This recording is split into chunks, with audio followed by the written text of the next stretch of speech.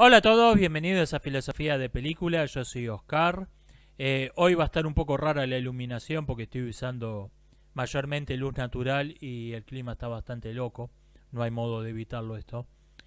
Me preguntan qué pienso del conflicto diplomático entre México y Ecuador. Para los que no estén al tanto con las noticias, el ejército o la policía, no estoy seguro, de Ecuador, irrumpió en la embajada de México en Quito y arrestó a un ciudadano ecuatoriano que estaba ahí en calidad de asilado político. Esto provocó diversas reacciones en el mundo, mayormente poniéndose de parte de México. Bueno, me preguntan qué pienso de esto. Dos cosas, en cierto sentido un poco contradictorias. Por un lado, creo que el gobierno de Ecuador se pasó de largo Cuatro Pueblos. Creo que fue algo completamente desmesurado, que fue algo injustificado lo que hicieron, que deberían dar marcha atrás y disculparse. Deberían pedirle disculpas a México y deberían devolverle al ciudadano ecuatoriano que tenían como asilado político. No hay nada deshonroso en reconocer un error, somos humanos. Cometemos errores. No tiene nada de malo reconocer un error y dar marcha atrás. Por un lado. Por otro lado, me parece ridículo, me parece hipócrita pretender que no vemos al gobierno de México detrás de los cárteles de la droga, detrás de las maras, detrás de las bandas armadas como las que atacaron a, al Estado ecuatoriano este año. Me parece algo tan hipócrita como cuando en la Primera Guerra Fría se fingía no ver a Cuba y a la Unión Soviética detrás de las guerrillas latinoamericanas. Se hablaba de la guerrilla como si fuera un problema estrictamente local. Se fingía no ver a la Unión Soviética, se fingía no ver a Cuba detrás de la guerrilla. Y de modo similar, hoy se finge no ver a México detrás de los cárteles de la droga, detrás de las maras, detrás de las pandillas. Y si vos estás gobernando un país en guerra, y hablo de un país literalmente en guerra, donde oficialmente rige el estado de guerra, como es Ecuador, donde tenés bandas armadas disparándole a tus soldados, vendiéndole veneno a tus hijos, y el presidente de otro país dice que le va a dar un abrazo a tus enemigos, a ver, la posibilidad de que en algún momento vas a tener que ir a la guerra contra esos tipos está arriba de la mesa. Si estás hablando en serio. Si vos querés comprarle 4 patrulleros nuevos a la policía y hacer un acto pomposo de entrega de los 4 patrulleros nuevos a la policía, donde llevas a todos los medios a que filmen el acto y das un discurso sobre la importancia de combatir el narcotráfico, bueno, con eso no hay problema. Pero si estás hablando en serio, si de verdad pensás erradicar el narcotráfico de tu país latinoamericano, de entrada automáticamente tenés que considerarte en guerra fría con México. Porque el gobierno de México es indistinguible de los cárteles de la droga. Y esto es una... No podés fingir no ver el elefante en la habitación. Así que creo que el gobierno de Ecuador se pasó de largo Cuatro Pueblos, que tendría que dar marcha atrás. Pero tampoco me creo el discurso de propaganda que nos están queriendo vender los medios, de que esto fue algo totalmente irracional, injustificado, que salió de la nada y que no tiene ninguna otra causa, que el presidente de Ecuador es un niño rico malcriado, sí, seguro. O sea, no me voy a creer ese discurso de propaganda, por más que en efecto creo que el gobierno de Ecuador se pasó de largo. Fue algo completamente irracional, fue totalmente desmedido lo que hizo. Varias preguntas sobre religión debidas al tópico del último video, desde luego. Me dije que creo que el cristianismo tiene el mejor set de valores, sobre todo de valores morales, pero no me detuve en esto. ¿Cuáles son esos valores cristianos? Vea, si usted le pregunta a cualquier cristiano cuáles son los valores del cristianismo, le va a responder con alguna frase hecha como la fe, la esperanza y la caridad. Y esto es algo común a todo grupo humano. Aquello que realmente define a un grupo, aquello que realmente los distingue de otros grupos que creen algo radicalmente distinto, suele no ser puesto por escrito, suele no ser dicho, precisamente porque se lo considera sentido común. Mis verdaderas creencias no son aquellas cosas en que yo sé que hay gente que piensa distinto, sé que por ahí tienen razón las personas que piensan distinto que yo en eso, y defiendo por qué creo que, que lo que yo pienso es verdad. Eso es superficial, eso es secundario. Mis verdaderas creencias, lo que realmente me define, son las cosas que nunca me había parado a pensar que alguien podía no estar de acuerdo hasta que no me encontré con alguien que pensaba distinto. Eso es lo que realmente lo constituye a uno, lo define a uno, sea un individuo o un grupo. Lo que realmente define al cristianismo raras veces está puesto por escrito, raras veces está dicho explícitamente en cualquier texto cristiano. El cristianismo es una religión que vincula al individuo directamente con Dios. El individuo responde directamente, en persona, físicamente, en cuerpo y alma, ante Dios por sus pecados, por sus virtudes, por sus pensamientos, por sus acciones. No hay intermediarios, no hay revendedores en el cristianismo. Es una religión de Dios y el individuo. Y todo lo demás está pintado.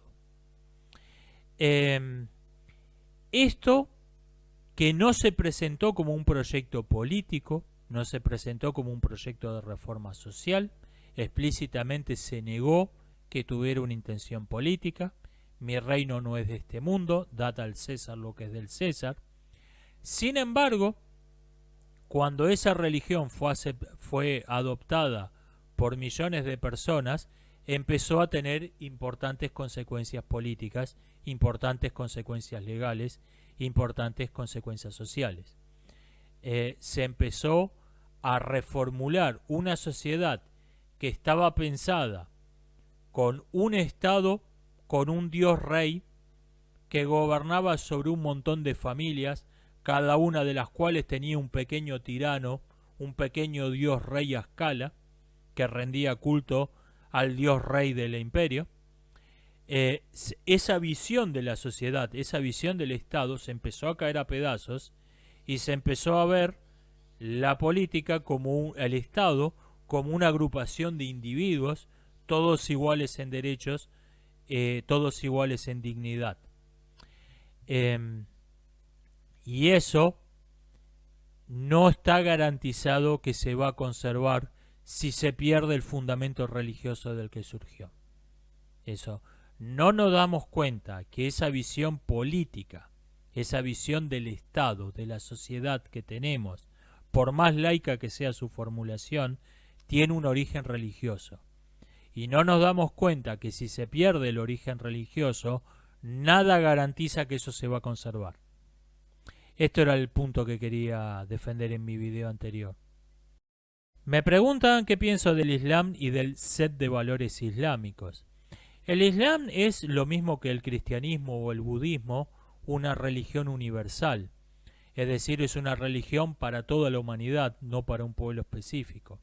A diferencia de las llamadas religiones étnicas, que se consideran religiones para un pueblo en particular y no están muy interesadas en hacer proselitismo o incluso prohíben explícitamente hacer conversos. El Islam no, el Islam es para todo el planeta, supuestamente. El problema es que, aunque el Islam no es la religión del pueblo árabe, nunca captó a más nadie. Entonces este carácter universal se quedó más en la teoría que en la realidad. A diferencia del cristianismo, que es una religión practicada por gente de todo el mundo, de toda clase de aspecto físico, que habla toda clase de idiomas, o del budismo, que no tuvo mucho éxito en la India, donde surgió, y se extendió entre pueblos que los indios consideraban bárbaros. Ahí el carácter universal de la religión está respaldado por una realidad concreta, cosa que no ocurre con el Islam, que de hecho, de facto, es la religión de los árabes. Aunque no lo sea explícitamente, no lo sea en su teología, en la práctica la religión de los árabes, y apenas captó a alguien más. Esto lleva a que tenga muchos elementos de religión étnica, el Islam, o que los tenga mucho más claro que el cristianismo, que el budismo. Creo que en todo punto donde difiere del cristianismo, a pesar de que si voy a hacer un ranking de religiones, yo diría que el Islam es la segunda mejor religión, que tiene el segundo mejor set de valores, sobre todo el segundo mejor set de valores morales. En cualquier punto donde difiera del cristianismo, la iconoclasia, la persecución a los apóstatas, la poligamia, la aceptación de la guerra como un medio lícito para hacer conversos, en cualquier punto donde difiera del cristianismo, creo que es inferior. En cualquier punto donde se las comparen, donde tengan algo realmente distinto del cristianismo, me quedo con el cristianismo. Me preguntan qué pienso de los cuáqueros. Vea, al margen de algunas peculiaridades y extravagancias, sobre todo de grupos radicales que viven como si estuvieran en el siglo XIX, que rechazan la tecnología moderna, son una especie de ludistas cristianos. Por otra parte, no hacen daño a nadie, dicho sea de paso.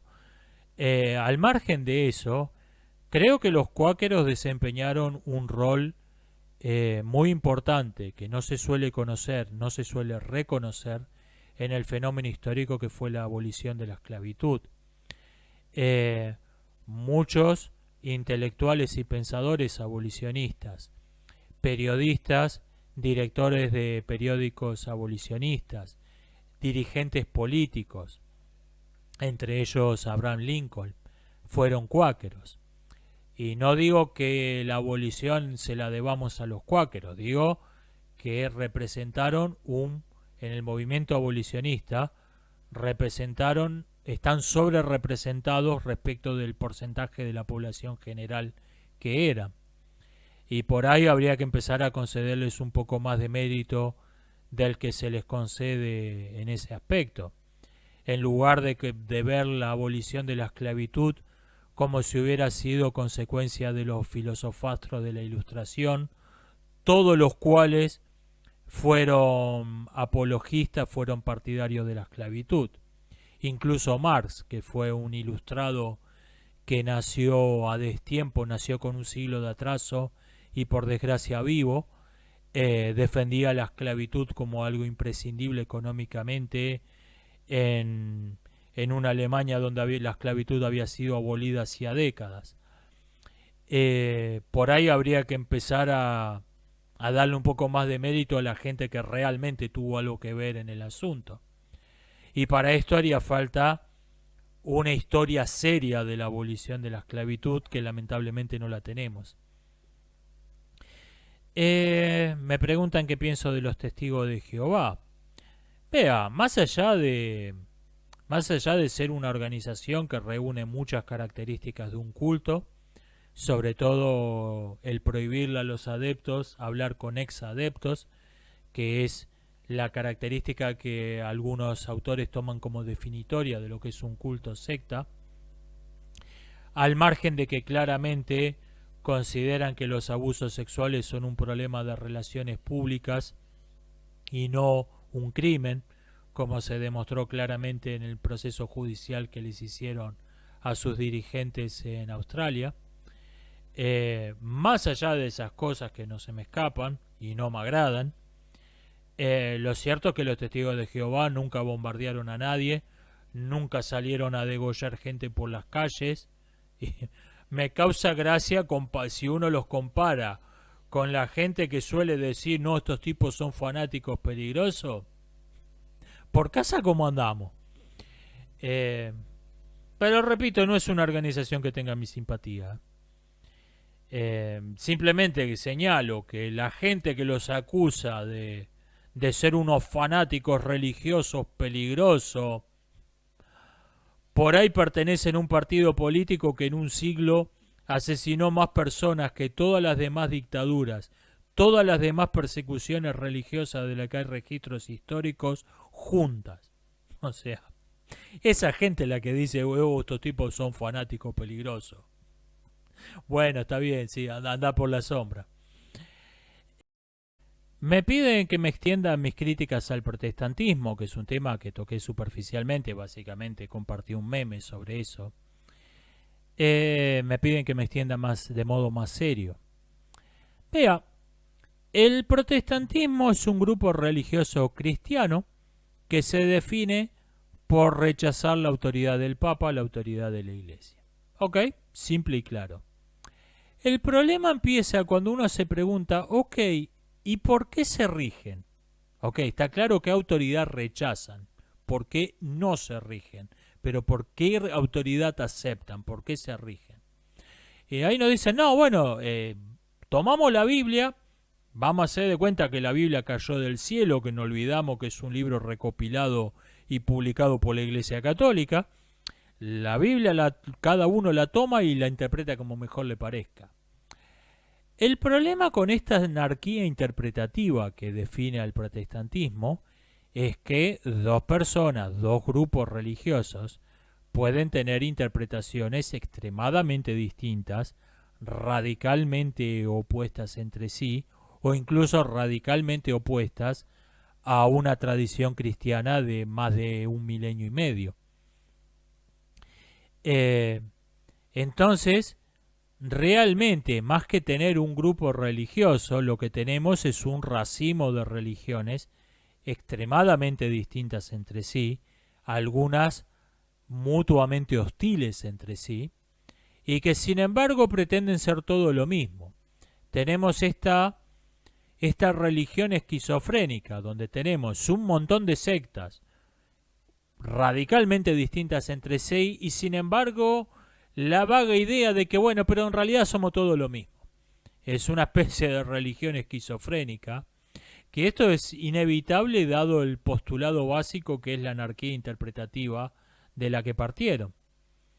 Esa sería mi crítica seria al protestantismo.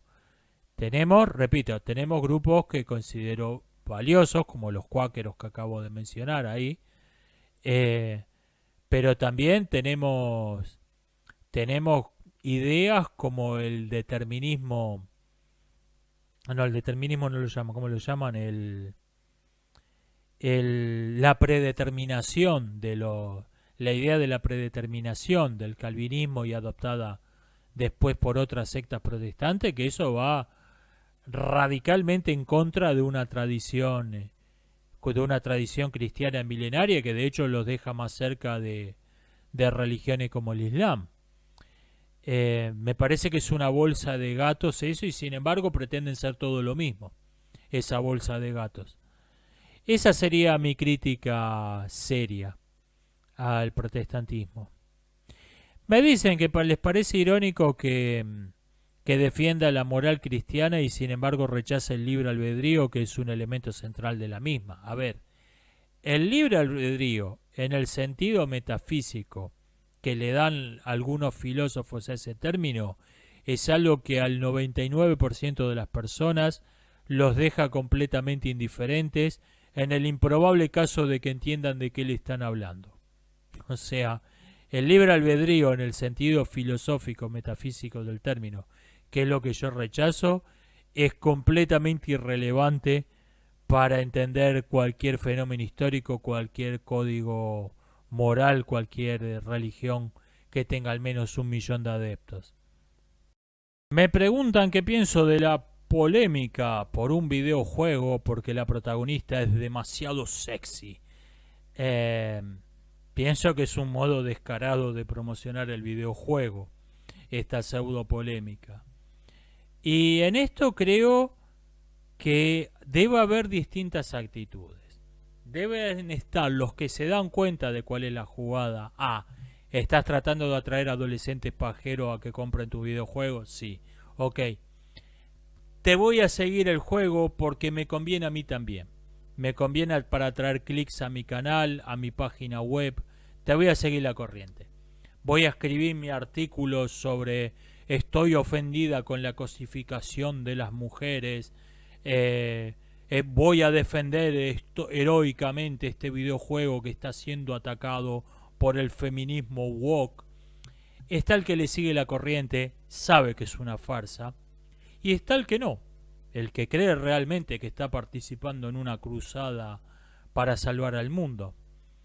Y yo creo que esta gente que armó esta pseudo polémica para promocionar un videojuego y otros que hacen estrategias de marketing similares, me parece que no se dan cuenta que están jugando con algo muy peligroso. Aldous Huxley decía, creo que en Un Mundo Feliz Revisitado, que al fabricante de leche le encantaría poder decirle al público que todos sus problemas están causados por la marca de leche rival y que si va una turba y destruye su fábrica, todos sus problemas se van a solucionar mágicamente, pero si hiciera esto iría preso. Entonces tiene que explotar la publicidad comercial, tiene que explotar cosas menos nefastas, menos virulentas, para poder vender su sachet de leche. En cambio, el propagandista de una dictadura no tiene este límite. No tiene este límite, puede usar cualquier cosa. La propaganda de una dictadura. Yo creo que esto ya no es así. Que hoy en día la publicidad comercial está usando las mismas técnicas, los mismos recursos que hace 60 años usaba únicamente la propaganda de una dictadura. Ni siquiera el candidato electoral de una democracia usaba las cosas que hoy usa la propaganda, la publicidad comercial. Hoy te venden un videojuego usando las mismas técnicas con las que hace 60 años te vendían un dictador. Y me parece que estos tipos no se dan cuenta que están jugando con fuego, que están jugando con cosas que son muy peligrosas.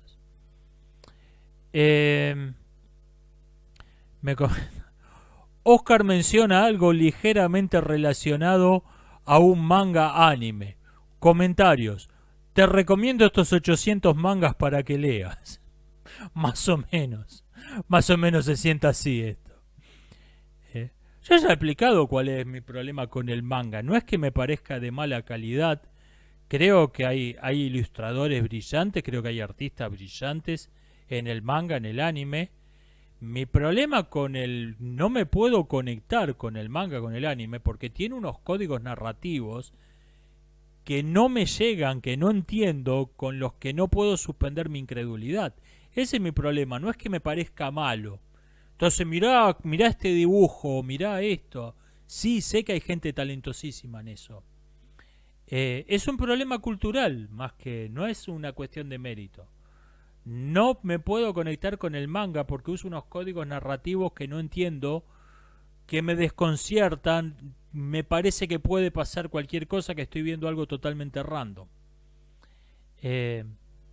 Si uno conecta con eso, maravilloso, disfrútelo. No es, con que me recomienden 800 manga, 800 anime, no van a hacer que me guste el manga, el anime. Porque no es ese mi problema. Me preguntan qué pienso del sacrificio del toro rojo que se va a hacer durante el eclipse solar de hoy, que muy probablemente provocó una guerra religiosa, y esa es la intención, provocar una guerra religiosa. Vea, le voy a decir qué opino de lo que opina mucha gente de esto.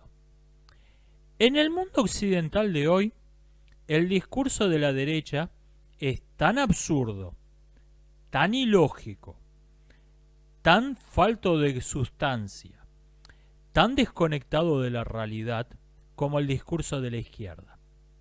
En los dos tenemos la idea de es su cultura y hay que respetarla, la idea de que la civilización vale lo mismo que la barbarie, y si vos decís que no, que la barbarie es inferior a la civilización, sos un nazi supremacista blanco. La única diferencia es que la izquierda es por lo menos consecuentemente absurda y dice esto de toda forma de barbarie. La derecha, en cambio, lo dice solo de algunos bárbaros. La derecha es más incoherente todavía que la izquierda. Porque el es su cultura y hay que respetarla, se aplica únicamente a unos bárbaros, no a todos.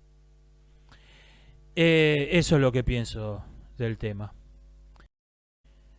Alguien me comenta que estuvo leyendo en Twitter lo que se decía sobre cierto delito ocurrido en Estados Unidos, donde una mujer de 23 años tenía una cuenta falsa donde se hacía pasar por una niña de 12 años para conseguir muchachitos de 12 años con los que tener relaciones sexuales, y que los comentarios eran en general en tono jocoso, en tono de broma. Y me preguntan qué pasaría si fuera al revés, si hubiera sido un hombre de 23 años haciéndose pasar por un niño para conseguir niñas de 12 años. Yo creo que usted está planteando mal el problema. Y he escuchado muchísimos comentarios de este tipo.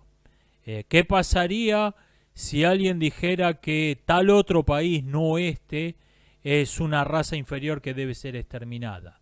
¿Qué pasaría si alguien dijera que todos los problemas del mundo son causados por una raza malvada, no por la que está bien decir esto, y que si exterminamos a esa raza malvada el mundo va a ser perfecto? Y yo creo que estos comentarios cometen el error de asumir que Internet se rige por un muy mal criterio, pero que se rige por algún criterio, que tiene alguna clase de principio. Y esto es un error. Internet se rige por la peor filosofía ética de la que yo tenga noticias, que es la de Hume. Hume decía que el fundamento de la virtud es mantener la buena imagen, es tener que los demás tengan una opinión favorable de uno. Primero, para lograr eso solamente basta con mantener las apariencias. Los Boy Scouts que tenés encadenados en el sótano, mientras nadie se entere, no van a perjudicar tu buena imagen, no van a perjudicar tu buena fama. Importa mantener las apariencias, la realidad no importa. Segundo,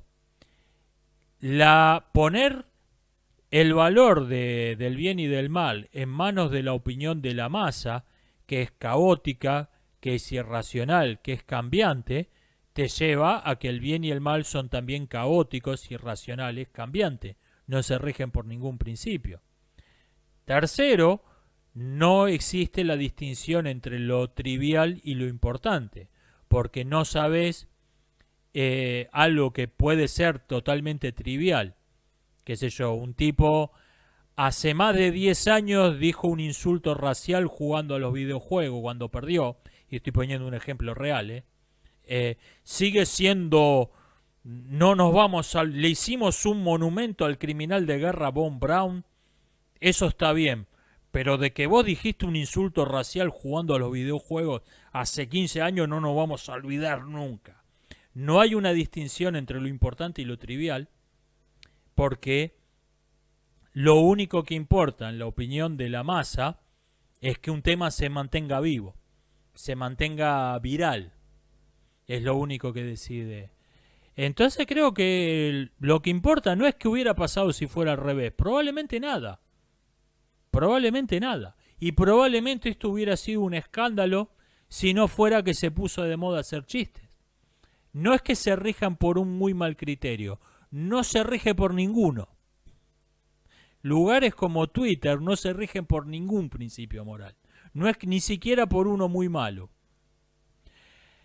Esto ha sido todo por hoy. Nos estamos viendo hasta la próxima. No, todavía no. Gracias a la gente porque pedí ayuda con las locaciones para la película. Gracias para la gente a la gente que me ofreció lugares, que me ofreció ponerme en contacto con alguien. Gracias a todos. Ahora sí, nos estamos viendo hasta la próxima.